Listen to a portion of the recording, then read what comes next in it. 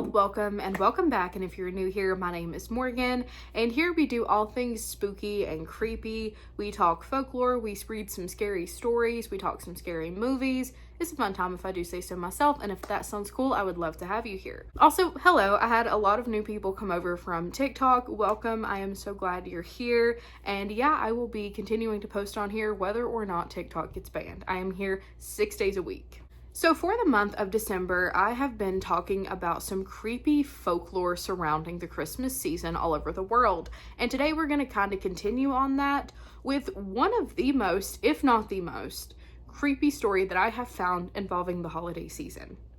So let's get into it. Really quick though, before we do get into it, I just want to let you guys know that in the description, you will find links to all of my other social medias. You will find the email address to send in your stories if you wish to do that, because I do read those on here quite often, and I would love to read yours. It'll give you instructions for all that and all that stuff. Anyways, let's get into the Christmas legend of Hans Trapp. So this creepy Christmas legend actually has some truth to it, and it was inspired by a real German knight named Hans von Trotha. So before I get into the legend, I want to tell you just a little bit about Hans. So he was alive way back in the 1400s, and he was involved in a pretty gnarly land dispute with the church. It literally all boils down to the fact that he just wanted his land, and the church was just not letting him have it. He just wanted his land.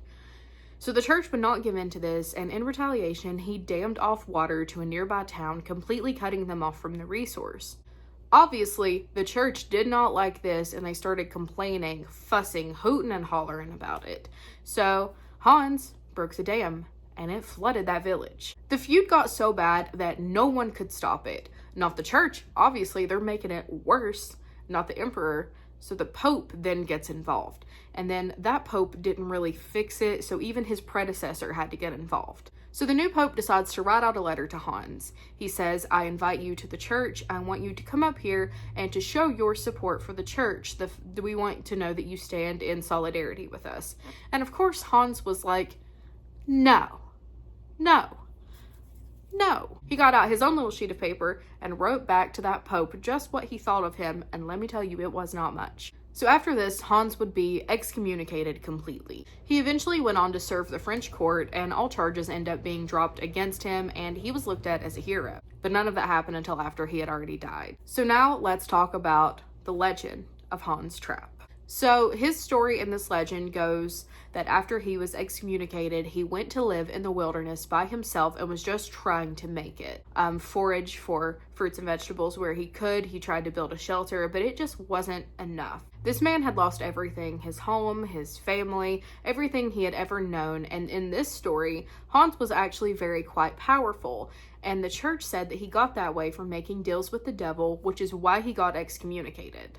So one day, Hans is out in the wilderness of Germany by himself, and some say maybe it was the hunger finally got to him. Some say that want for power was still brewing inside of him, and it eventually just burst through. But whatever caused it, he decided one day to try human flesh. Yep. And he became obsessed with it. So soon he decided that he was going to disguise himself because he needed to trap people, and he mostly went after children.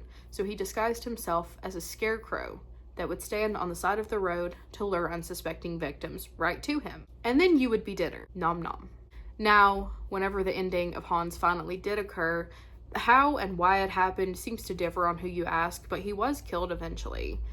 But that doesn't stop people in Germany from saying to little kids that misbehave, Hans might come back. His ghost is still roaming these wildernesses. Do you want him to come back and use you as a snack? Which would be enough to make me behave.